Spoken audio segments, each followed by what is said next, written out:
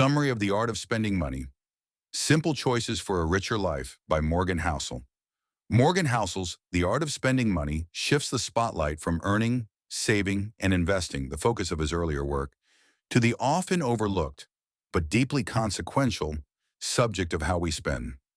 Rather than offering budgets or universal rules, Housel invites readers to see spending as an art, shaped by values, psychology, identity, and emotion. Money, happiness, and context. Housel begins by challenging the simplistic belief that more money always brings more happiness. He shows how our ability to derive joy from spending often depends not on the amount, but on the expectations, context, and internal state we bring to it. For people who are unhappy in core areas of life, relationships, health, purpose, more money doesn't necessarily help. But for those who already have a baseline of stability, money can act as leverage, amplifying time, freedom, experiences. He also highlights a central paradox. Spending that brings status often fails to deliver satisfaction. Housel argues that much of our spending is driven by envy, wanting what others have, rather than true admiration or internal desire. In doing so, we confuse external signals with meaningful reward. You, your past, and your money. One of the recurring premises is that your history shapes what good spending even means to you.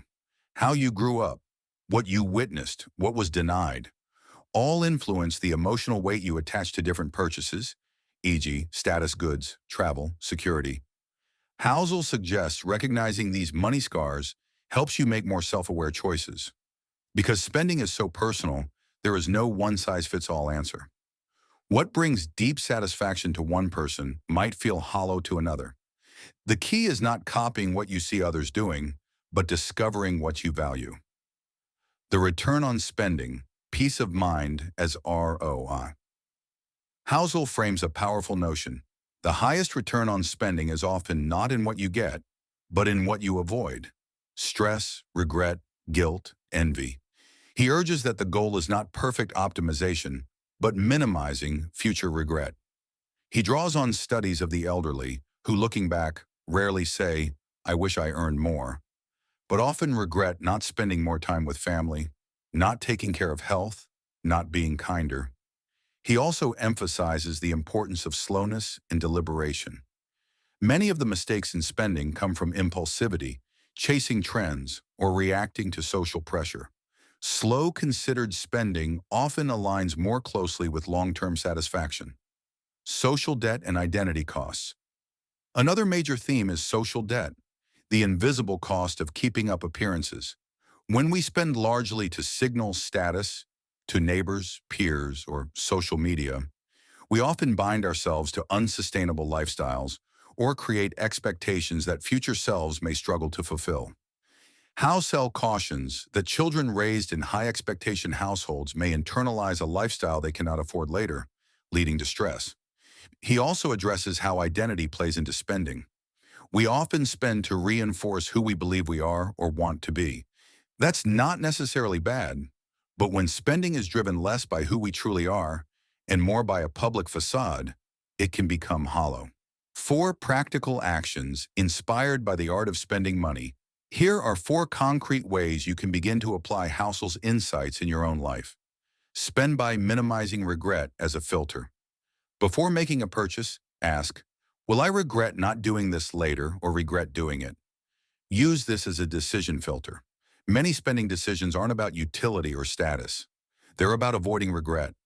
If you lean toward minimizing regret, for example, spending on relationships, health, or experiences, you're more likely to align spending with long-term satisfaction.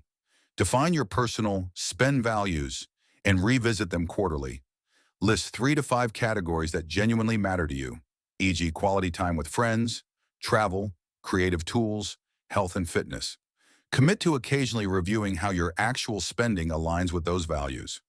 Over time, you'll see misalignments, money flowing into areas that look good but don't feel meaningful. Adjust accordingly. Implement a cooling-off rule for impulse spending. When you're tempted by a purchase that's not small or clearly aligned with your values, impose a waiting period, e.g., 7 days or 1 paycheck cycle. Often the urge subsides, and if you still want it after reflection, it's more likely to be a considered, intentional spend. Convert keeping up spending into giving forward spending. Instead of spending to keep up with others, repurpose part of your discretionary budget toward generosity, gifts, acts of kindness, causes you believe in. This shifts the focus from signaling status to creating meaning and often yields deeper satisfaction than status-based consumption. In short, the art of spending money invites you to treat money not just as a tool of accumulation, but as a canvas for meaning. It asks you to see your spending decisions as reflections of identity, values, and psychology, and gives you the insight to make those decisions with more awareness. The goal isn't to spend perfectly, but to spend well, to direct your finances toward a life you're proud of, without the burden of regret, comparison, or external expectations. Get your copy of The Art of Spending Money from Amazon. Link in the description, and subscribe to the channel for more money content. Thanks for watching.